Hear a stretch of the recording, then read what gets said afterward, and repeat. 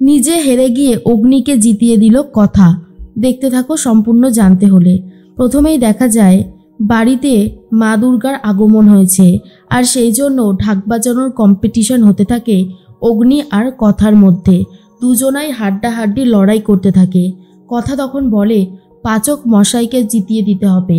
পাচক মশাই যদি জিতে যায় তাহলে সবথেকে বেশি আনন্দ হবে আমার, কারণ পাচক মশাইকে আমি ভালোবাসি।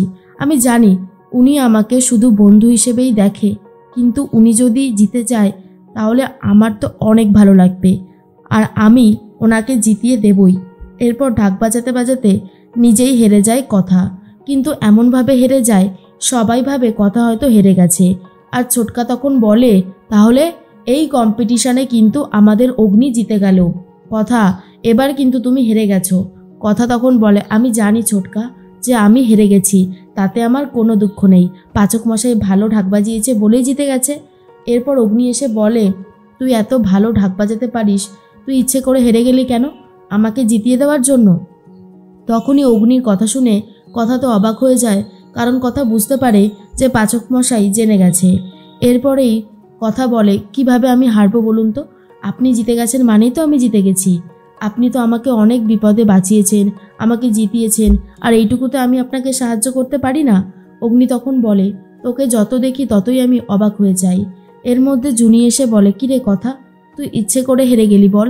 কথা বলে মাঝে মধ্যে ইচ্ছে করে হেরে যেতে হয়, তাহলে অপর মানুষটা খুবই খুশি পায়, খুশিতে আনন্দ হয়। আর তার থেকেও বড় কথা, পাচক মশাই তো ভালোই ঢাক বাজাচ্ছিল, একদিন হয় আমি হেরে গেলাম। এরপর তো সবাই মিলে অনেক হইহুল্লোড় মজা করতে থাকে। কথা তো সবার জন্য চা করে নিয়ে এসেছে। এরপরেই ছোটকা বলে শুরুটা তো অনেক ভালো হয়েছে, শেষটাও কিন্তু আমাদের দারুণভাবে করতে হবে। এবারে কিন্তু আমরা সবাই ডুয়েট ডুয়েট পারফরমেন্স করব। এবারে বাবা তুমি শুরু করে দাও। তখনই শশীভূষণ বলে না না না না, ওটা হচ্ছে না, প্রত্যেকবার আমাকে তোমরা মাঠে প্রথমে নামিয়ে দেবে, এটা হবে না, এবারে অন্য কেউ করবে। ঋতু তখন বলে আমি বলছিলাম কি, প্রতিবার যারা শেষে করে তারা না হয় এবারে শুরুটা করুক। তখনই কর্তা দাদু বলে সেটা করলে তো ভালোই হয়, তাহলে এবারে কথা আর অগ্নিব প্রথমে অনুষ্ঠানটা করবে, কি সবাই রাজি তো? তখনই সবাই বলে হ্যাঁ হ্যাঁ আমরা রাজি। এরপরে সবাই মিলে হই হুল্লোড় শুরু করে। অগ্নি তো কিছুতেই পারফরমেন্স করতে চায় না। কথা তখন বলে পাচক মশাই, এখানে সবাই আমরা এসেছি হই হুল্লোড় আনন্দ করবার জন্য, আপনি যদি এখন এই আনন্দে সামিল না হন তাহলে কিন্তু আমাদের অনেক বেশি খারাপ লাগবে, এমনটা করবেন না পাচক মশাই। তখনই অগ্নি বলে তোর জন্য, এই তোর জন্য না আমার সব কিছু গুলিয়ে যাচ্ছে এবারে। এরপরেই নাচ গান তো শুরু করে দেয়। তখনই কর্তা দাদু বলে কথা মাই পারবে অগ্নিবকে একটু একটু করে আমাদের মতন তৈরি করে দিতে। আমি জানি সেটাও সম্ভব হবে, আগের অগ্নিব আর এখনের অগ্নিবর মধ্যে আকাশ পাতাল পার্থক্য।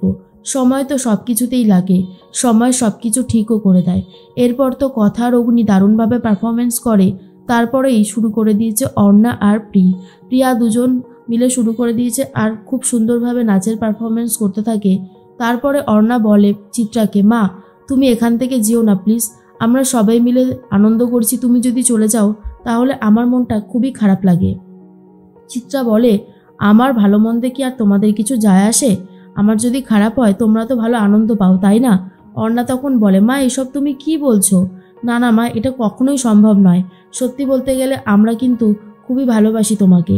অগ্নি তখন বলে মেজমা তুমি যদি এখান থেকে চলে যাও সব থেকে বেশি কষ্ট পাবে আক্কি, তুমি তো ওকে ভালোবাসো, বলো তোমার তো সন্তান হয়, তোমার সন্তান যদি কষ্ট পায় তাহলে কি তুমি ভালো থাকবে?